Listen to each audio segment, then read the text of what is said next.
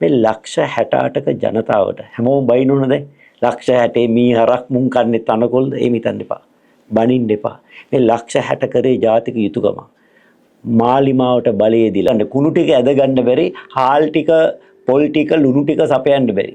ඔය තුන සපය ගන්න බැරි ආණ්ඩුවක් මේ ආණ්ඩුවේ කිසිම අයෙකුට ජනාධිපතිතුමා ඇතුළු කිසිම අයෙකුට රාජ්‍ය පාලනය ගැන කිසිම අත්දැකීමක් නැහැ. මොන එකද කාදිනතුමා කොටින්ගේ නාලිකාවේ අදහස් ප්‍රකාශ කරන්නේ එතුමා එකට සම්බන්ධ නැත්නම් ඒක හොඳට මේ අසාද් මවුලානා කියන කතන්දරේ. අසාද් මවුලානා කියන්නේ ත්‍රස්තවාදී වැඩවලට සහයෝගය ලබා දුන්නු චරිතයක්. අනිවාර්යයි. මම මේ කතා කරන සාක්ෂි ඇතුළු. ඔයා බය වෙන්න එපා ජයමල්. ඔයාට නඩුවක් දැම්මම මං එනවා ඔබ බේරගන්න. වී මිලට සහ සහල් වලට මිල සූත්‍රයක් හදන්න ඕනේ.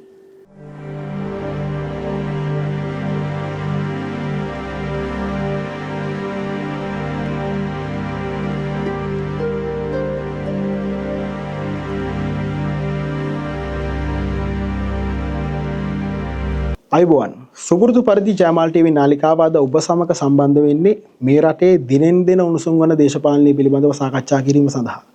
ඒ සඳහා අද අපිත් එක්ක සම්බන්ධ වෙලා ඉන්නවා මේ රටේ දේශපාලනය පිළිබඳව න්‍යායාත්මක සහ ප්‍රායෝගික දේශපාලන දැනුමක් තියෙන පුද්ගලයෙක්. ඒ තමයි ඔබ අපි හැමදෙනාම අඳුරන පිවිතුරු හෙළවුරුමේ නායක හිටපු අමාත්‍ය නීතිඥ උදේ ගම්මන්පිල මහතා. අයිබෝන් ඔබතුමාට. අයිබෝන්. ඔබතුමා කෘතහස්ත දේශපාලඥයෙක්. ඒ වගේම නීතිඥයෙක්. ජාතිකවාදී මතවාදීන් නියෝජනය කරන පක්ෂක නායකයෙක්. ඔබතුමාගේ පක්ෂයේ නම තමයි පිවිතුරු හෙළවුරුමය. ඔබතුමා විශ්වාස කරනවද ඔබතුමාගේ පක්ෂයේ නම ජාතිකවාදී මතවාදය නියෝජනය කරනවා කියලා? අනිවාර්යයෙන්ම අපි දන්නවා හෙළේ කියන්නේ මේ රට. ඒකේ උරුමය නියෝජනය කරන්නේ අපි මේ රටේ අපේ රට දේශීය සම්පත්, දේශීය ජනතාව, දේශීය දැනුම කේන්ද්‍රීයව හිතන දේශපාලන ව්‍යාපාරය අපේ පක්ෂයේ හදලා තියෙන ප්‍රධාන කුළුණු තුනක් උඩ. එකක් දේශප්‍රේමීත්වය. අපේ බෙදුම්වාදීන්ට විරුද්ධව සටන් කරන්නේ, දේශීය සම්පත් රැකගන්න සටන් කරන්නේ, අර රණවිරුව වෙනුවෙන් පෙනී සිටින්නේ ඒ දේශප්‍රේමීත්වය කියන කුළුණ මත පිහිටා තියෙන නිසා. දෙවෙනි එක ධාර්මිකත්වය. වංචා දූෂණ වලට එරෙහිව සටන් කරන්නේ, මත්ද්‍රව්‍ය වලට එරෙහිව සටන් කරන්නේ, බොරුකාරයන්ට විරුද්ධව සටන් කරන්නේ ඒ ධාර්මිකත්වයේ කියන කුළුණු මත පක්ෂේ පිහිටුවා තියෙන නිසා. තුන්වෙනි එක පරිසර හිතකාමීත්වය. අපේ පක්ෂේ පිවිතුරු කියන වචනේ තුල ධාර්මිකත්වය සහ පරිසර හිතකාමීත්වය කියන දෙකම පිවිතුරු කියන වචනේ තුල ගැබ් වෙනවා. මේ කුළුණු තුන මත දේශප්‍රේමීත්වය, ධාර්මිකත්වය සහ පරිසර හිතකාමීත්වය කියන කුළුණු තුන මත තමයි අපි පිහිටා ඉන්නේ. ඒ නිසා පක්ෂ නමයි අපේ ප්‍රතිපත්තිය අතර කියන්නේ අර බුදුරජාණන් වහන්සේ දේශනා කරන යථාකාරී තථාවාදී තථාකාරී යථාවාදී කියන දේ කරන දේ කියන්න කියලා. අපි කරන කියන දේ තමයි අපේ නමෙන් නිරූපණය වෙන්නේ. හරි. එතකොට මතුම අපි අහලා තිනවා ගම්මන්පිල කියලා කියන්නේ ආණ්ඩු තනන්න වගේම පෙරලන්නත් දක්ෂයෙක්. එතකොට අපි දන්නවා 2015 මහින්ද රාජපක්ෂ මහත්මයා පරාජයටපත් වීමත් සමග යහපාලන ආණ්ඩුව බලයටපත් වෙනවා. ඔබතුමාලා යහපාලන ආණ්ඩුව පෙරලා දැමීම සඳහා විශාල ආණ්ඩු විරෝධී රැල්ලක් ගෙන ගිහිල්ලා ඒක සාර්ථක ලෙස නිමවටපත් වෙලා ගෝඨාභය රාජපක්ෂ මැතිතුමාව බලයටපත් කිරීම සිදු කරනවා 2019 මහින්ද සුනක නැවත ගෙනහල්ලා. එතකොට ගෝඨාභය රාජපක්ෂ ආණ්ඩුව නැවත පිහිටුවීමෙන් පසු ගෝඨාභයගේ ආණ්ඩුව තුල ඇතිවෙන දේශපාලන මතිමතාන්තර මතභේද පදනම් කරගෙන ආර්ථික අර්බුදය ඔබතුමාලා සිදු කරපු යම් ප්‍රකාශ හේතු පදනම් කරගෙන ගෝඨාභයගේ ආණ්ඩුව පෙරලීම සිදු වෙනවා. වර්තමාන ආණ්ඩුවටත් විවිධ අභියෝගාත්මක ආණ්ඩු විරෝධී විවිධ ප්‍රකාශ සිදු කරමින් යනවා. එතකොට ඔබතුමා විශ්වාස කරනවද ගෝඨාභය ආණ්ඩුව වගේම වර්තමාන ආණ්ඩුවත් පෙරලා දමන්න පුළුවන් කියලා? ඔබතුමාලා එහෙම උත්සාහයක් ගන්නව ජනාධිපතිලේගේ? මුලින්ම ජයමාල් ඔබ නිවැරදි කිරීම කීපයකට ලක් කරන්න ඕනේ. එක අපි ගෝඨාභය රාජපක්ෂ ආණ්ඩුව පෙරලන්න කටයුතු කරේ නෑ. අපි කටයුතු කරේ ආරක්ෂා කරන්න. එතුමා ඒක පෙරලා ගත්තා. ඇයි මම එහෙම කියන්නේ? ආණ්ඩුව ආර්ථික අර්බුදයක් ළඟ එනවාය කියන එක මම අමාත්‍ය මණ්ඩලයට කියන්නේ 2020 ඔක්තෝබර්. කවදද? 2020 ඔක්තෝබර්. ඔය ආර්ථික අර්බුදයෙන් අවුරුදු එකමාරකට කලින් මට මතකයි රමේෂ් පතිරණ ඇමතුමාලා අලි සබ්රි ඇමතුමාලා මට පක්ෂව අදහස් දක්වපු නිසා මට ඒ අයට ඔක හොඳටම මතක ඇති. දැන් ජයමා අවාසනාවට ආර්ථික අර්බුදයක් එනවා ඒකට ගත යුතු පිළියම් අපි යෝජනා කළාට අවාසනාවට ආණ්ඩුව ඒකට ඇහුම්කන් දුන්නේ නැහැ. ගෙදරට හොරු වෙනව බල්ලා බුරනෝනේ. දැන් ඒ වගේ අපි කෑ ගැහුවා ආණ්ඩුව ඇතුළේ මේ අර්බුදයක් එනවා කියලා. ආණ්ඩුව මේකට ඇහුම්කන් නොදී හිටියම දැන් අපි මොකද කරන්න ඕනේ? මේ ආණ්ඩුව ඇදගෙන වැටෙන එක බලපාන්නේ රටේ ජනතාවට. ආර්ථික අර්බුදයෙන් පීඩා විඳින්නේ ආණ්ඩුව විතරක් නෙවෙයි රටේ ජනතාව. අපි ඒ පාර 2022 මාර්තු 2 වෙනිදා අපි මුළු රටම හරි මගට කියලා වැඩසටහන රට ඉදිරිපත් කළා කිව්වා ආර්ථික අර්බුදයක් ළඟ එනවා අවුරුදු එකමාරක් තිස්සේ අපි මේක ආණ්ඩුවට කියනවා ආණ්ඩුව නොසලකා ඉන්නවා ඒ නිසා නුදුරු අනාගතේම ජනතාව පාරට බැහැලා මැති ඇමතිවරුන්ට පාර දෙන තත්ත්වයක් ඇති වෙනවා. ඔබට මම ආරාධනා කරනවා මේ මාර්තු 2 වෙනිදා මේ මගේ කතාව ඇහුවොත් ඔය ටික කියනවා. ඒක උන්නේ නැද්ද? ඒක හරියට මොකද කරේ? මාර්තු 3 වෙනිදා ආණ්ඩුව වැටෙන්න යන අවදානම කිව්ව මාවයි විමල්වයි ජනාධිපතිවරයා ආණ්ඩුවෙන් ඉවත් කරනවා. අපි කිව්ව දෙයට ඇහුම්කන් දීලා පිළියම් යොදනවා වෙනුවට අපි මේ බොරු බිල්ලොම වල ජනතාව බය කරලා ආණ්ඩුව අසීරුතාවයට පත් කරනවා කියලා අපි ඉවත් කරනවා. ඕක හරියට ප්‍රංශ ජනකතාවක තියෙනවා. ගෙදර ඉන්න බල්ලෝ දෙන්නේ. ඒක තමයි මේක වැඩේට ගැලපෙනම කතාව. රැයට හොරු එනවා. හොරු එනකොට වත්තට ආපු ගමන්ම බල්ලෝ දෙන්න බුරන්න ගන්නවා. බුරන්න ගත්තම ගෙදර කට්ටිය හැරෙනවා. හැරලා බැලුවම හොරු පැනලා දුවනවා. වටපිට බැලුවම කවුරුත් නැහැ. හැමදාම මේ ඊළඟ දවසේ තොරු එනවා බල්ලෝ බුරනවා ගෙදර කට්ටිය හැරෙනවා එළියට බහැලා බලද්දි කවුරුත් නැහැ. ගෙදර කට්ටිය තීරණය කරනවා මොකද්ද? ඉතින් බල්ලෝ දෙන්නගේ රැයට බුරන බිරිල්ලින්ද අපිට නිදා ගන්න නැහැ. බල්ලෝ දෙන්න පන්නලා දානවා. ඊළඟ දවසේ හොරු ඇවිල්ලා ගේ බිඳලා ගෙදර කට්ටිය මරලා යනලා මහ විනාශය සිද්ධ වෙනවා. ඕකම තමයි උනේ. අපි ආණ්ඩුවට තියෙන ආදරේට රටට තියෙන ආදරේට වෙන්න යන විනාශේ කලින් කිව්වා. ඒක තේරුම් ගන්න බැරුව අපි කිව්ව පිළියම් මුළු රටම හරි මගට කියන වැඩසටහනේ අපි ඉදිරිපත් කරන්නේ ප්‍රශ්න විතරක් නෙවෙයි. කෙටි කාලීන, මැදි කාලීන, දිගු කාලීන විසඳු. සමහර ඒවා රනිල් වික්‍රමසිංහ ජනාධිපතිතුමා ක්‍රියාත්මක කරා. මේ ආර්ථික අර්බුදයෙන් ගොඩ එන්න. හැබැයි ඒක අපි කලින්ම කිව්වා ඇහුවේ නෑ. අන්තිමට අපි කිව්ව විදිහටම ජූනි මාසෙ වෙනකොට ජනතාව පාරට බැහැලා මැති ඇමතිවරුන්ට ගහන්න, ගෙවල් ගිනි තියන්න පටන් ගත්තා. ඉතින් ඒක කලින් දැකලා කලින් කිව්වා අපි වැරදිකරුවන් බවට පත් වුණා. ඒතර ආණ්ඩුව පෙරළුවේ අපි නෙවෙයි. අපි කිව්ව දේ ඇහුවේ නැති නිසා ගෝඨාභය ජනාධිපතිතුමා මේක පෙරලා ගත්තා. මේ ආණ්ඩුව ඇවිල්ලා හරියටම දවස් 3යි මම පළවෙනි මාධ්‍ය හමුව තියලා මේ ආණ්ඩුවට වැඩ බෑ. මේ ආණ්ඩුව හොරු රකින්නවා. මේ අය වේගෙන් පිරිනනවා කියලා කියද. ඒතර ඇවිල්ලා දවස් 3යි. මහා ශ්‍රද්ධාවෙන් රට මේ ආණ්ඩුව දිහා බලන් හිටියේ. විපක්ෂයේ අයත් මට මතකයි විපක්ෂ නායකතුමා ඉල්ලීමක් කරා අනුර කුමාර ජනාධිපතිතුමාට ගැළපෙන්නේ මං වගේ අගමැති කෙනෙක්. පාර්ලිමේන්තු මැතිවරණේ මාව අගමැති කරන්න අනුර කුමාර ජනාධිපතිතුමාගේ දූෂණ විරෝධී වැඩපිළිවෙලට සවියක් වෙන්න. ඊළඟට අනිත් පක්ෂත් අලුත් ජනාධිපතිතුමාට සුබ පතනවා මේ ආණ්ඩුවට අපේ සහාය පළ කරනවා. සමහරු කියනවා මේ ආණ්ඩුව අවුරුදු 20ක්වත් තියෙනවා කියලා. කවුද කියන්නේ? විපක්ෂය. මම විතරයි හොයලා බලන්න. මම ඇවිල්ලා 3 වෙනි දවසේ මේ ආණ්ඩුව අසාර්ථකයි හැදෙන ගහ දෙපෙත්තෙන් දෙනේ කියනවනේ. ඒ ඉවට මම පෙන්නුවා. මට පිස්සු කියලා හිතලා මිනිස්සු අයියෝ ඒ කාලේ මට මාධ්‍යවල දානවා කුණු හර්පෙන් බයිනවා පිස්සෙක් කියනවා. ඒ මම දැක්ක දේ මේගොල්ලෝ දැකලා අර ගෝඨාභය මහත්තයාගේ ආණ්ඩුවට වෙච්ච දෙයමයි. මම කලින් කිව්වා මම කියන දේ තේරුම් ගන්න ඒගොල්ලන්ට හැකියාව තිබුණේ. ඉතින් ජනතාවට හිතුවේ මට පිස්සු කියලා. හැබැයි පාර්ලිමේන්තු මැතිවරණයේදී 62%ක් ගත්ත පක්ෂය පළාත් පාලන මැතිවරණ හරියට මාස 6ක් ඇතුළත 143ට පසු බැස්සා. මට පළවෙනි මාස 3 හුදකලා සටනක් කරන්න උනා මේ ආණ්ඩුවට එරෙහිව. හැබැයි මේ වෙන විට විපක්ෂයේ සාතිශය බහුතරයක් සහ රටේ සාතිශය බහුතරයක් තේරුම් ගන්න තියෙනවා. අපිට නෙවෙයි ගම්මන්පිලට නෙවෙයි පිස්සු අපිට ඒ මිනිස්සයා කලින්ම තේරුම් ගත්ත මේ ආණ්ඩුවට වැඩ බෑ හොරු ඉන්නේ කියලා. අපිට ඒක තේරුම් ගන්න සෑහෙන කාලයක් ගියා කියන එක මේ වෙන විට ජනතාව තේරුම් ගන්න තියෙනවා. අපි එදා කිව්වේ ඇත්ත කියන එක දැන් ඒ අයට තේරිලායි කියලා. හැබැයි අපි කිසිම අදහසක් නැහැ. මාලිමාව වගේ ප්‍රචණ්ඩත්වයේ වපුරලා ගෙවල් ගිනි තියලා මිනිසුන්ට ගහලා බේර වැවේ ඔබවලා එහෙම ආණ්ඩු පෙරලීමේ කිසිම අදහසක් නැහැ. මේ ආණ්ඩුව අපේ දැක්ම තමයි මේ ආණ්ඩුව අවුරුදු 5ක් යන්න ඕනේ. දුෂ්කරයි. හැබැයි අමතක කරන්න එපා මේ ලක්ෂ 68ක ජනතාවට හැමෝම බයිනෝන දැන් ලක්ෂ 60 මී හරක් මුං කන්නේ තනකොල්ද එහෙම හිතන්න එපා. බනින්න එපා. මේ ලක්ෂ 60 කරේ ජාතික යුතුයකම. මාලිමාවට බලය දීලා ඉංග්‍රීසි කියමනක් තියෙනවා විවේචකයාට ලබා දිය හැකි හොඳම දඩුවම වගකීම බාර දීමයි කියලා.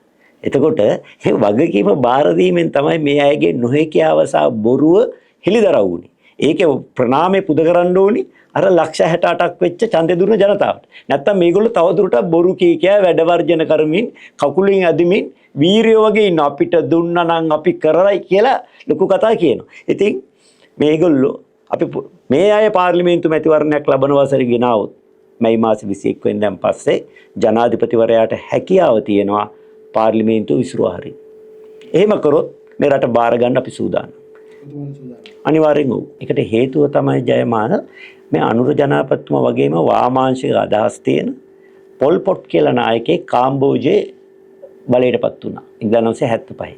අවුරුදු 4යි රට පාලනය කරේ. ඒ අවුරුදු 4දී කාම්බෝජේ ආර්ථිකයේ වැටිච්ච වැටිල්ල අදටත් ගොඩ ගන්න බැරි වෙලා තිනවා දැන් අවුරුදු 50කට ආසන්න කාලයක් තිස්සේ. ඒ කියන්නේ අර ඉංග්‍රීසියෙන් කියනවා point of no return. එක්තරා ලක්ෂයකට පහුවෙලා ඇදගෙන වැටුණාන් පස්සේ ඒකයි නැගිටවන්න බෑ. එතනට මේ රට යන්න කලින් රටට ආදරය අයට මේ රට බේරා ගැනීමේ වගකීමක් යුතුයකමක් තිබෙනවා. ඒ කියන්නේ ඔබතුමා කියන්නේ එවැනි තත්ත්වයකට ඉදිරියේදී රටපත් වෙන්න පුළුවන් අවදානමක් තියෙනවා. ඔව් ඉතින් මේ පුංචි දෙයක්වත් කරගන්න කුණු ටික ඇද ගන්න බැරි හාල් ටික පොල් ටික ලුණු ටික සපයන්න බැරි. ඔය තුන සපය ගන්න බැරි ආණ්ඩුවක්නේ. අන් දේවල් ගැන කවර කතාවද? ඔබතුමා අපිට අහන්න ලැබෙනවා 76 වසරක සාපයක් ගැන. ඒ වගේම පොරොන්දු දේශපාලනය පිළිබඳව ප්‍රතිපත්ති ප්‍රකාශන පිළිබඳව ජනතාවට දැන් යම් කලකිරීමක් ඇති වෙලා තියෙනවා. ඒ වගේම අපිට අහන්න ලැබෙනවා බලපැල ඉවත් කරලා මල්පැල තියෙන ආණ්ඩුවක් දැන් තියෙන්නේ කියලා. එතකොට මට ඔබතුමාගෙන් අහන්න තියෙන්නේ වර්තමාන ආණ්ඩුව විපක්ෂින්න කාලේ ජනතාවට ලබා දුන්න පොරොන්දු වර්තමානයේ බලයටපත් වුණායින් පස්සේ ඉටු කර ගැනීමට නොහැකි වෙලා තියෙන්නේ ප්‍රායෝගිකව ඒවා කර ගැනීමට නොහැකි වීම නිසාද නැත්නම් අවබෝධයෙන් යුතුව ජනතාව රවට්ටලා බලය ලබා ගැනීම සඳහා එවැනි ප්‍රකාශ සිදු කරපු නිසා. අපි උදාහරණ විදිහට ගත්තොත් අපි කියමු අර්ජුන මහේන්ද්‍රන් ලංකාවට නැවත ගෙන එනවා කියලා ප්‍රකාශ කළා. ඊළඟට ධීවරයන්ගේ මත්ස්‍ය සම්පත නෙලා ගැනීම සඳහා ඇප් එකක් පහසු වීම සඳහා ලබා දෙනවා කියලා. කාංචන ඇමතිතුමාට සාක්කුවට රුපියල් 160ක් යනවා කියලා ප්‍රකාශ කළා. විට්ස් කාර් එකක් ලක්ෂ 12ට දෙනවා. මෙවැනි ප්‍රකාශ සිදු කළා. එතකොට මම ඔබතුමාගෙන් අහන්නේ මේ පොරොන්දු දුන්නේ අවබෝධයෙන් ජනතාව රවට්ටලා රාජ්‍ය බලය ලබා ගැනීමටද නැත්නම් මේ බලය හම්බුනායින් පස්සේ මේවා කර ගැනීමට නොහැකි වීම නිසා මේවා බොරු වුණාද? මෙහෙමයි. ඕක ඇත්තටම මේගොල්ලන්ට උනේ පළවෙනිම දේ තමයි ජනතාව අතිනුත් බරපතල වරදක් වුණා කියන්න ඕනි රාජ්‍ය පාලනයේ ඉහළ තලයේදී. රාජ්‍ය පාලනය විතරක් නෙවෙයි. ඔබ දන්නවා ඇති මම සමාගම් සමූහයක ප්‍රධාන විධායක නිලධාරී විදියට වැඩ කරා අවුරුදු 26 ඉඳන්. මට කළමනාකරණය ගැන අත්දැකීමක් තියෙනවා. එතකොට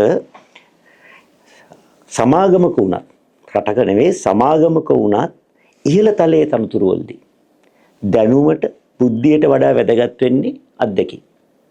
එතකොට මේ අය අනුර කුමාර ජනාපතිතුමා ගත්තොත් මේ ඇමති මණ්ඩලයේ ඉන්න සීලුම දෙනා වගේ ගත්තොත් අඩුම ගණනේ සීලුම දෙනා බය නැතු කියතයි. නගර සභාවක්වත් පාලනය කළා නැහැ. දැන් බෝලට රටේ රාජ්‍ය නායකත්වයට එද්දී ඊට කලින් ඇමතිකම් විපක්ෂ නායකකම් ඔය දරලා අගමැතිකමත් දරලා තමයි බොහෝ විට ජනාධිපති මෛත්‍රීපාල සිරිසේන ජනාධිපතිතුමයි ගෝඨාභය ජනාධිපතිතුමයි හැරුණුකොට අනිත් සෑම ජනාධිපති කෙනෙක් අගමැතිත් වෙලයි ජනාධිපති වෙන්නේ. ඒකට මේ රාජ්‍ය ආන්ත්‍රණය මේවන්නේ කෙසේද කියලා තමන්ගේ ජ්‍යෙෂ්ඨයන්ගෙන් අත්දැකීම් ලබනවා. මේ ආණ්ඩුවේ කිසිම අයෙකුට ජනාධිපතිතුමා ඇතුළු කිසිම අයෙකුට රාජ්‍ය පාලනය ගැන කිසිම අත්දැකීමක් නැහැ. ඒක තමයි පළවෙනිම ප්‍රශ්නේ. දෙවෙනි එක තමයි ඒ නිසා කිව්ව දේවල් කරන්න ආසාව තිබුණා. කරගන්න විදිය දන්නේ නැහැ. උදාහරණයක් විදිහට මහින්ද රාජපක්ෂ මහත්තයාගේ මහින්ද චින්තනය ගත්තොත් විශාල යෝජනා ප්‍රමාණයක් ක්‍රියාත්මක වුණා. 1956 ඉඳන් මැතිවරණ ප්‍රකාශන බැලුවොත් වැඩිම ප්‍රතිශතයක් ඉටු කරලා තියෙන්නේ ජේ.ආර්. ජයවර්ධන ජනාධිපතිතුමාත් මහින්ද රාජපක්ෂ ජනාධිපතිතුමාත් ඒ වුණු මහින්ද රාජපක්ෂ මැතිතුමා ඉටු කළ ප්‍රමාණය අතන්ට වඩා වැඩි. මේ අය සමහරවිට අවංකව මේව පොරොන්දු වෙන්න ඇති කරන්න පුළුවන් කියලා හිතලා අනිත් ඉතින් මෙතුමන්ලගේ ඊළඟ වැරද්ද තමයි හොයලා බලන්න නැතුව කවුරු හරි මොකක් හරි කිව්වම ඒක දානවා ප්‍රතිපත්තියට. ඒක රට ඉස්රායෙල් පොරොන්දු වෙනවා අපි කරනවා කියලා. දැන් ජනාධිපතිතුමාට කවුරු හරි එතුමා ඇමරිකාවේ ගිය වෙලාවේ කියලා තිබ්බා මිනිරන් වලින් ග්‍රෆයිට් හදන්න පුළුවන් කියලා. අනේ මේ යෝධයා එක කිව්වන රැසීනේ. අඩු ගානේ දැන් AI apps තියෙනවා. ඒකට ගහලා මිනිරන් වලින් ග්‍රෆයිට් සකස් කරන්නේ කෙසේද කියලා ඇහුවනම් ඇප් එකෙන් කියනවා සමාවෙන්න මේ මිනිරන් වලට ඉංග්‍රීසියෙන් කියන නම තමයි ග්‍රෆයිට්. ඒක තමයි මිනිරන් ග්‍රෆයිට් කරන්න බෑ දෙකම එකයි කියලා. ඉතින් අඩුම ගානේ මෙතුමලගේ තිබ්බ ਵਿਚාරශීලී බුද්ධියක් මුතිබීව නිසා ඔය සුරංගනා කතා ඔක්කොම ලිව්ව පොතේ. ඒකෙන් පෙන්වන්නේ මේ නායකයන්ට අත්දැකීම් නැතිකමට අමතරව ਵਿਚාරශීලී බුද්ධියක්. අත්දැකීම් නැත්තම් ඊළඟට තියෙන්න ඕනේ බුද්ධිය. දැන් අපි ගත්තොත් සිරිමාවෝ මැතිනියට ලොකු දේශපාලන අත්දැකීමක් තිබුණේ නැහැ. ඒ විශිෂ්ට බුද්ධිමතිය. ඒ නිසා ඇය වේගෙන් ඉගෙන ගත්තා. ඒක නිසාම මේ විචක්ෂණශීලී බුද්ධියක් නොතිබුණු නිසා මේ අය එක එකා කියන මහ පොළොවේ ක්‍රියාත්මක කරන්න බැරි සුන්දර බොරු රට ඉදිරියේ තැබුවා. කරන්නේ කොහොමද කියලා හොයලා බැලුවේ නැති එක. ඒක අත්දැකීම් නැති එක ප්‍රශ්නයක්. විචාරශීලී බුද්ධිය නැති එක තව ප්‍රශ්නයක්. හරි. ඊළඟට මම ඔබතුමාගෙන් අහන්නේ දැන් පාස්කු ප්‍රහාරය සම්බන්ධයෙන් සුරේෂ් සලේ මහතා අත්අඩංගුවට ගෙන විමර්ශන සිදු කරමින් යනවා. එතකොට සුරේෂ් සලේව අත්අඩංගුවට ගැනීම දේශපාලන පලි ගැනීමක් විදිහට ඔබතුමා දකින්නේ. හේතු කිහිපයක්. එක 2021 සූම් සාකච්ඡාවකදී සිරිල් ගාමිණී පියතුමා කියනවා පාස්කු ප්‍රහාරයේ මහමුලකරු සුරේෂ් සලේ කියලා. ඒ සූම් සාකච්ඡාව විශාල පිරිසක් හිටිය සාකච්ඡාවක්. ඒක සුරේෂ් සලේ මහත්මයාට ලැබෙනවා. එතකොට සුරේෂ් සලේ මහත්මයා තමන්ට කරපු අපහාසයට මේක බොරුවක් තමන්ට කරපු අපහාසයට රුපියල් මිලියන 50ක වන්දියක් ඉල්ලලා නඩු දානවා සිරිල් ගාමිණී පියතුමාට එරෙහිව. ඊට පස්සේ මොකද සිරිල් ගාමිණී පියතුමන්ලා කරන්නේ?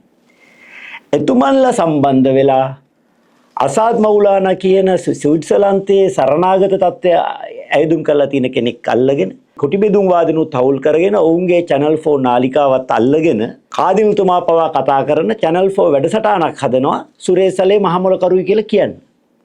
එතකොට අර මිලියන 50යි දැන් කවුද සිරිල් ගාමිණී පියතුමා ඒ ප්‍රකාශය කරන අවස්ථාව වන විට මට මතක 2021 ඔක්තෝබර් මාසේ ඒ වන විට ලෝකේ කිසිම තැනක සුරේෂ් සලේ මහමුලකරුයි කියලා කතාවක් තිබ්බේ නැහැ. කිසිම සාක්ෂියක් එතුමට නැහැ. නඩුව දැම්මට පස්සේ උත්තර බඳින්න තොරතුරු නැති නිසා තොරතුරු නිෂ්පාදනය පටන් ගත්තා. ඇයි අසාද් මවුලානාගේ කතාවට සිරිල් ගාමිණී පියතුමල්ලාගේ සම්බන්ධයි කියන්නේ ඒ වැඩසටහනෙම කාදිනුතුමුණුත් ඒකට පක්ෂව කතා කරනවා. කියන්නේ අසාද් මවුලානා හිටියේ channel 4 නාලිකාවේ වැඩසටහනෙම කාදිනුතුමාත් එල්ල කතා කරනවා. කාදිනුතුමාගේ මාධ්‍ය ප්‍රකාශය තමයි සිරිල් ගාමිණී පියතුමා. එක.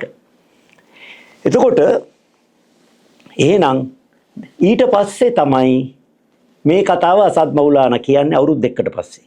අරක 2021 ඔක්තෝබර් channel 4 නාලිකාවේ මේ වැඩසටහන විකාශනය වෙන්නේ 2023 සැප්තැම්බර්. ඊළඟට පල්ලියේ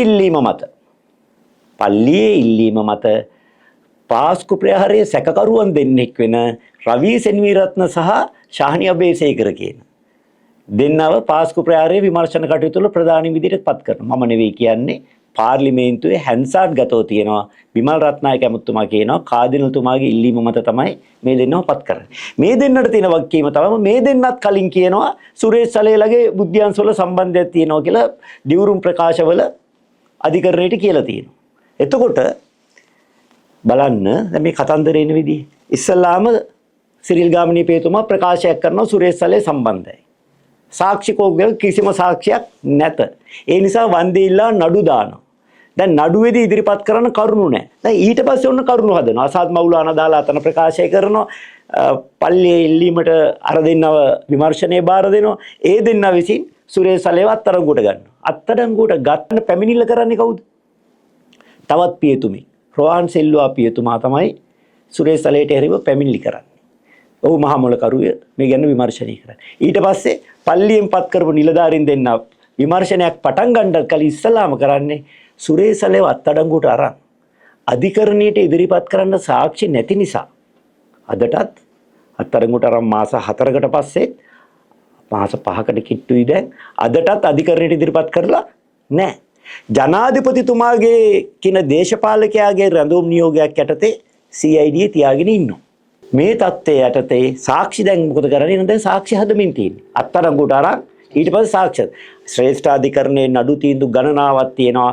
විමර්ශනයේ අවසානයේ ප්‍රමාණවත් සාක්ෂි තිබේ නම් පමණක් අත්අඩංගුවට ගන්න. මොකද අත්අඩංගුවට ගන්නවා කියන එක මිනිස් නිදහස සීමා කිරීම. ඉතින් අධිකරණ නියෝගවල අධිකරණ ඉදිරියට ඉදිරිපත් කරම අපි ගිහිල්ලා තර්ක කරන නිසා තමයි ජනාධිපතිගේ රැඳවුම් නියෝගයක් යටතේ රඳවගෙන ඉන්නේ. එතකොට මේක වැරදි නැද්ද? අසාධාරණ නැද්ද? බැලු බැලමට මේක ප්‍රෝඩාවක් කියලා පේන්නේ නැද්ද? ඇයි එතකොට දැන් මේ channel 4 නාලිකාව හරහා කොටි මේකට එකතු වෙන්නේ? මේක කොටින්ට ඇදිච්ච ලොතරැයියක්. මේ සිරිල් ගාමිණී පියතුමාගේ පෞද්ගලික ප්‍රශ්නය ජාත්‍යන්තර ජාතික ප්‍රශ්නයක් බවට කොටිපත් කරන්නේයි. කොටි යුද්ධයේ අවසන් වුණු වහම තමන්ගේ දැවැන්ත පරාජය වහගන්න කිව්වා අපේ රණවිරුව යුද්ධෙ දින්නේ අහිංසක දෙමළ ජනතාව 40000ක් ඝාතනය කිරීමෙන් දෙමළ ජාතිය සමූල ඝාතනය කිරීමට උත්සාහ කිරීමෙන් අපි ඇව්වා 40000ක් මැරුණා. එහෙනම් කො 40000 නම් ලැයිස්තු ඔයගොල්ලෝ ගණන් හදලා තියෙනවා 40000යි කියලා. 40000 නම් ලැයිස්තුව දෙන්න.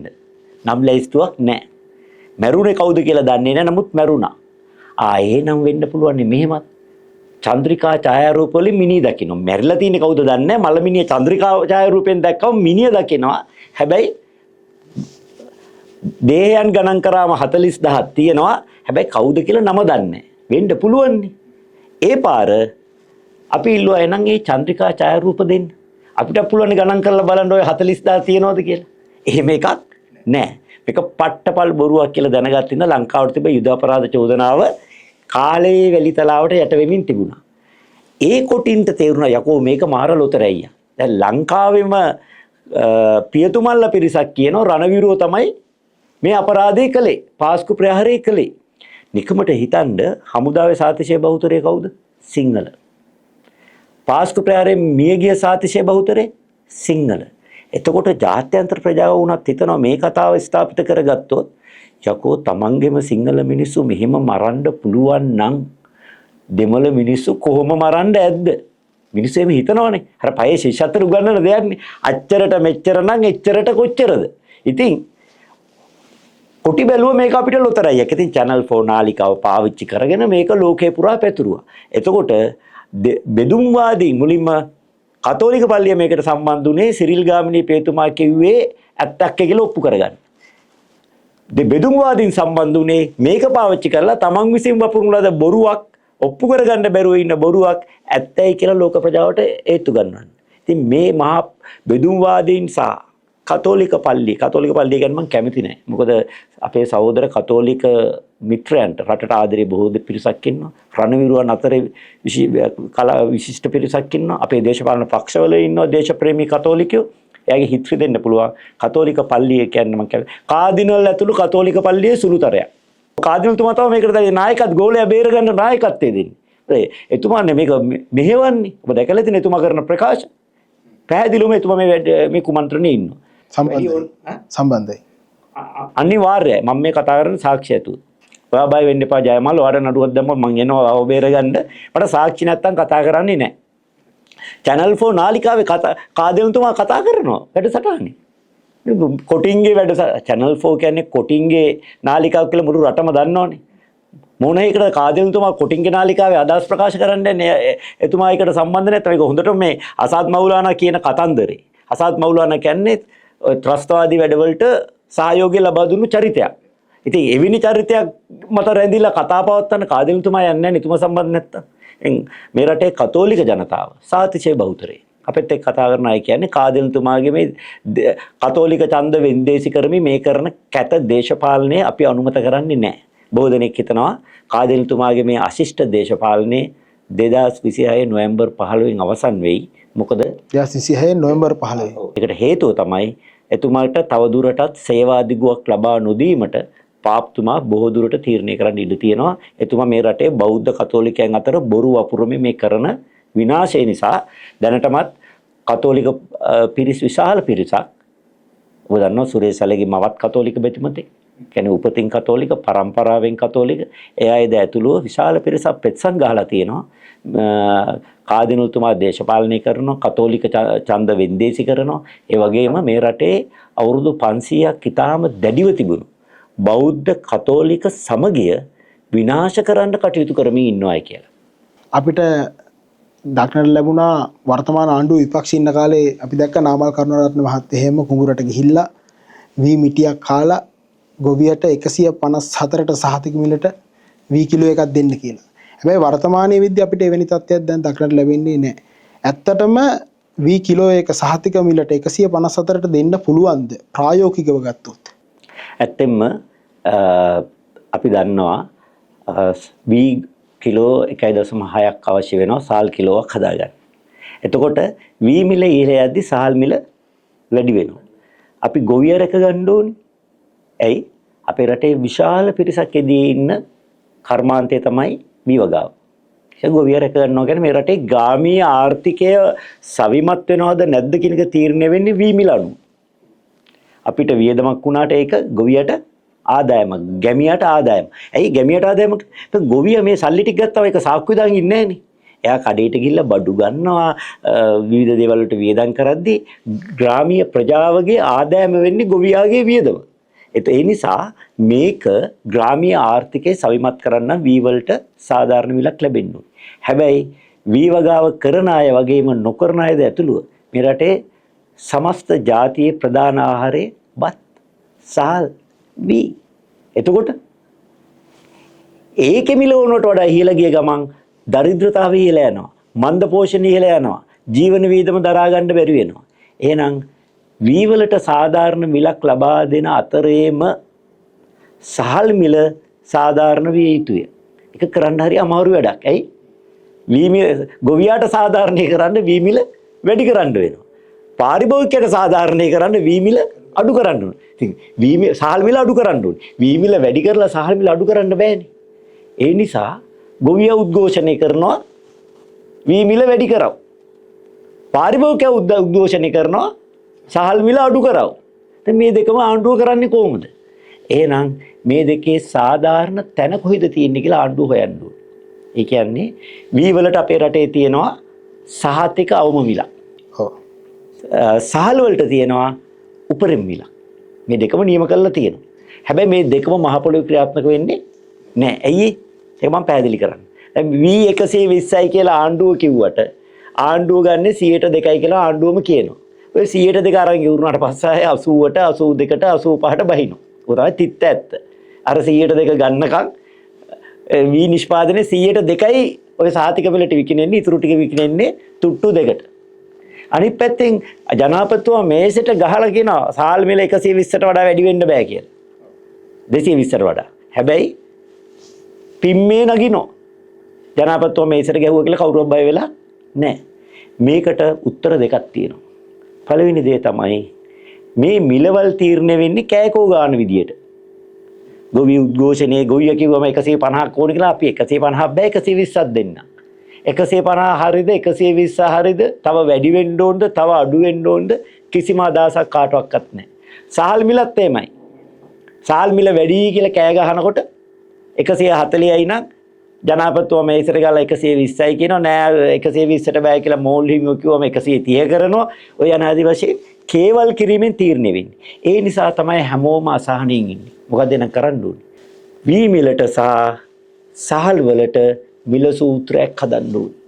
ගොයන් කපන කාලේ සුනාමියට භූතයට වී ඉන්ධන ඕන වෙනවා. ඒතර ඉන්ධන මිලවල දෙකක් ගන්න තියෙනවා. පොහොර මිල, ශ්‍රමය මේ සියල්ලම අරගෙන කලින් තීරණය කරපු සූත්‍රයක් තියෙනවා. අස්වැන්න කපන මාසෙදී ඒ අගයන් ටික දැම්මම එනවා වී මිල කීයද? ඒකෙන් මෙච්චර ගුණයකින් සහල් මිල කියලා තීරණය කරනවා. එතකොට කාටවත් රණ්ඩු වෙන්න බෑ. මොකද හැමෝම දන්නවා අපි කලින් එකක වෙච්ච නිර්ණායක වලට දැම්මේ. ඒ මිල සූත්‍රයේ එතකොට කාටවත් ප්‍රශ්න කරන්න බෑ.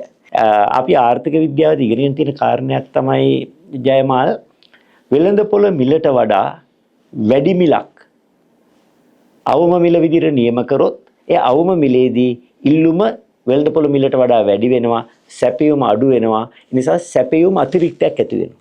එහෙනම් අවම මිල ක්‍රියාත්මක වෙන්න නම් පොළවේ අර සැපයුම අතිරික්තය ආණ්ඩුව මිලදී ගන්න ඕනේ. දැන් 80ට තිබ්බ එකට ආණ්ඩුව නියම කරා වී වල මිල කීයද? 120යි. එහෙනම් 150කින් මිල වැඩි කරද්දී 115ක් සැපයුම අතිරික්තයක් එනවා. එහෙනම් මේ 115 ආණ්ඩුව මිලදී ගැනීමේ යාන්ත්‍රණයක් නැතිනම් අර 120 මිල මහ පොළොවේ ක්‍රියාත්මක වෙන්නේ නැහැ. 102ක් කරා මේ ප්‍රශ්නේ විසඳන්න බෑ. මොකද මිල 150කින් වැඩි කරොත් සැපයුම අතිරික්තයක් එනවා 115ක. නේ ඒක මිලදී ගැනීමේ වැඩපිළිවෙලක් ආණ්ඩුවට තියෙන්න ඕනේ. ඒක නොකරොත් අර 120යි කියන එක කඩදාසියට පමණ සීමා වෙනවා. ඊළඟට සහල් මිල 220යි කියලා ආණ්ඩුව තීරණය කළොත් වෙළඳපොලේ මිලට වඩා අඩු මිලක් උපරිම මිල විදිහට ආණ්ඩුව තීරණය කරද්දී ආර්ථික විද්‍යාවේ හෝඩිය මේ උසස් පෙළ පළමු වසරේ දරුවන්ට මේව උගන්වනවා. එතකොට උපරිම මිලක් තීරණය කරාම වෙළඳපොළ මිලට වඩා අඩුවෙන් එතනදී ඉල්ලුම වැඩි වෙනවා, සැපයුම අඩු වෙනවා, අධි ඉල්ලුම් තත්ත්වයක් ඇති වෙනවා. ඒ අධි ඉල්ලුමට පියවන්න ආණ්ඩුව විසින් වෙළඳපොළට සපයන්න ඕනේ. එහෙම සැපෙන්නේ නැත්නම් අර උපරිම මිල මහ පොළොවේ ක්‍රියාත්මක වෙන්නේ නැහැ. කළු කඩේ බඩු නැත. කලින් මිලටත් වඩා වැඩි මිලට කළු කඩෙන් තමයි ගන්න වෙන්නේ. එහෙම වුණානේ. ආණ්ඩුව සහල් මිල දාලා අල්ලනවා.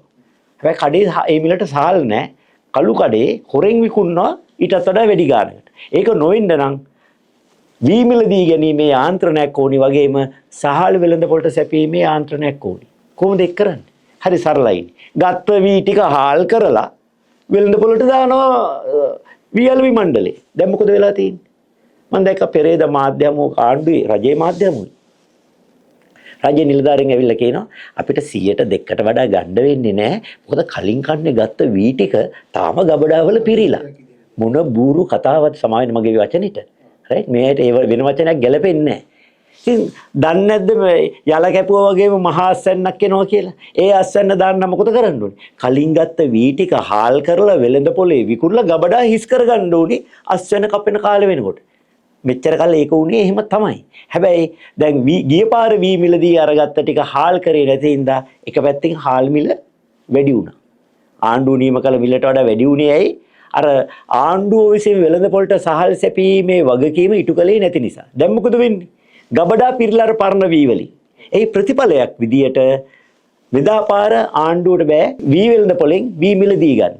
එතකොට සැපියුම් අතිරික්තයක් ඇති වෙලා ආණ්ඩුව නියම කරපු උපරිම මිලට වී මිල දී ගන්න ගැනීම සිද්ධ වෙන්නේ නැහැ. දැන් උනත් ආණ්ඩුවට තියෙනවා. වේගේ අපි දන්නවා ආණ්ඩුව නොමිලේ ආහාර සපයන තැන් කීපයක් තියෙනවානේ. කොහෙද? බන්ධනාගාර, රෝහල්, ඊළඟට හමුදාව. සමහර තැන්වල රජයේ තියෙන ප්‍රධාන ගුරු විද්‍යාල වගේ පුහුණු මධ්‍යස්ථාන. එවෙන මුදලක් අය කරනවා. නමුත් ඒගොල්ලෝ නිකන් ආණ්ඩුවේ කණ්ඩ දෙන්නේ. ඒ ස්ථාන වලට මේ වී ටික මෝල් ටික පාවිච්චි කරලා හාල් කරලා නැත්තම් මෝලක් ගෙනලා හයි කරලා හරි හාල් කරලා මේ වී ටික ඒ ආයතන වලට සැපියුවොත් අන්න ගබඩා ටික හිස් වෙනවා අලුත් වී මිලදී ගන්න. එහෙම නැතුව හිටියොත් නම් මේ වෙළඳ පොලේ වී ටික මිලදී ගන්නේ නැහැ කියන එක මා ඊටාම වක්කීමෙන් ප්‍රකාශ කරනවා. හරි. පැහැදිලි. අතුම අපි සාකච්ඡාවේ අවසන් වටේට දැන් ඇවිල්ලා තින්නේ. මට ඊළඟට අහන්න තියෙන ඔබතුමාගේ දේශපාලන අනාගතය සම්බන්ධ ප්‍රශ්නයක්. අපි කියමු ඉදිරියේදී හදිස්සියෙම මැතිවරණයක් කැඳවුවොත් ඔබතුමා කුමන දේශපාලන කණ්ඩායමත් සමගද සන්දානගත වෙලා ඉදිරියට යන අපි උදාහරණයක් විදිහට කිව්වොත් ඒ කියන්නේ මේ මැතිවරණයට මුහුණ දෙන්නේ කුමන දේශපාලන කණ්ඩායමක් සමගද? රනිල් වික්‍රමසිංහ සමගද, සජිත් ප්‍රේමදාස සමගද, නැත්නම් පරණ මහගෙදර නාමල් රාජපක්ෂ මැතිතුමා සමගද? ජයමාල් ඔය ප්‍රශ්නෙට අහවලා කියලා කවුරු හරි උත්තර දෙනවා නම් එයා දේශපාලනය දන්නේ නැහැ. අවිනිශ්චිත අනාගතය පිළිබඳ නිශ්චිත අනාවැකි කියනවා කියන්නේ දේශපාලනය ගැන තියෙන අනවබෝධය නිසා. මම ඔබට උදාහරණ දෙකක් දෙන්නම්. මෛත්‍රීපාල සිරිසේන මහත්තයා ශ්‍රී ලංකා නිදහස් පක්ෂ මහලේකම්වරයා. එක්සත් ජාතික පක්ෂ හීනින්වත් හිතුවේ නැහැ අපේ 2015 ජනාධිපතිවරණයට මාස 3කට කලින්වත්. එක්සත් ජාතික පක්ෂ හීනින්වත් හිතුවේ නැහැ අපේ ජනාධිපති අපේක්ෂකයා ශ්‍රී ලංකා නිදහස් පක්ෂ මහලේකම් වෙයි කියලා. ඒ අය ගොළු තිබේ එක්ක රනිල් එක්ක කරු නැත්තම් සජිත් කියලා. අනිත් පැත්තට මෛත්‍රීපාල මහත්තයාගේ හීනේ තිබ්බන් මහින්ද මහත්තයා යටතේ අගමැති වෙන්න මිසක් ජනාධිපති වෙන්නවත් හිතලා තිබෙන්නේ නැහැ. උනානේ. ඒ වගේම ඔය පොහොට්ටුවේ හිටිය කට්ටියගේ ලොකුම හතුර කවුද? රනිල් වික්‍රමසිංහ මහත්තයා. අවුරුදු 30ක් තිස්සේ මිස්ටර් බීන් කියලා රට පාවලා දෙන ද්‍රෝහියා කියලා ඊළඟට ඩොන් ජුවන් ධර්මපාලගේ පුනරුත්පත්තිය කියලා ගැහුවෙම කාටද? රනිල් වික්‍රමසිංහ මහත්තයා. හැබැයි 2022 අර්බුදයේදී මුළු රටම නොහිතපු විදියට මුළු රටම කියන්නේ රට පැත්තකින් තියන රනිල් මහත්තයා හිතන් හිටියෙත් නෑ පොහොට්ටුවේ නායකයා වෙන්න. පොහොට්ටුවේ ජනාධිපති වෙන්න. පොහොට්ටුව හිතන් හිටියෙත් නෑ රනිල් මහත්තයාව තමන්ගේ ජනාධිපති කරගන්න. ඒ ඇති වෙච්ච අරගලයේ ඇතුළු අර්බුදකාරී තත්ත්වය තුලින් නොසිතූ දේවල් වුණා. ඒ වගේමයි කවුද හිතුවේ අනුර කුමාර මහත්තයා මිට අවුරුදු 3කට කලින් අපි කිව්වනම් ඊළඟ ජනාධිපති අනුර කුමාර කියලා අනුර කුමාර ජනාධිපතිතුමාට කිව්වනම් අනේ වීලු වරන්න එපා උදේ කියලා අපිට කියයි. ඒ දේශපාලනයේ තරම් අවිනිශ්චිතයි. එතකොට 2029 දී මොකද කරන්නේ? 2027 මයි 21 මෙහා පාර්ලිමේන්තු ඡන්දයක් එන්න විදියක් නැහැ. 2029 ජූලි මාසයෙන් මෙහා ජනාධිපතිවරණයක් එන්න විදියක් නැහැ. එහෙනම් ඉතින් 2027 2029 දී මම මොකද කරන්නේ කියලා මම දැන් කිව්වොත් මම රටට ප්‍රදර්ශනය කරන්නේ මගේ දේශපාලනය පිළිබඳ තියෙන නොදුනුවත්භාවය මිස වෙන කිසිවක් නෙවෙයි. හරි. බොහොම ස්තුතියි අපි සාකච්ඡාව අවසන් කරනවා. ඔබතුමාටත් බොහොම ස්තුතියි අධික කාර්යබහුල තත්ත්වයක වුණත් අපිට මේ අවස්ථාව ලබා දුන්නට. ඔබතුමාගේ දේශපාලන කටයුතු සියල්ල ඉදිරියේදී සර්වපකාරයෙන් සාර්ථක වෙන්න කියලා ජයමාල් ටීවී අපි හදවතින්ම ප්‍රාර්ථනා කරනවා. ආයුබෝවන් ඔබතුමාට. එහෙනම් ප්‍රේක්ෂකයනි සමුගන්නටයි මේ කාලය. නැවතත් මෙවැනි හරවත් නැනවත් කාලීන දේශපාලන මාතෘකාවක් ඔබ වෙත ගෙනීමට බලාපොරොත්තු වෙමින් ජයමාල් ටීවී අපි අදට අපි ඔබෙන් සමුගන්නවා. ආයුබෝවන්.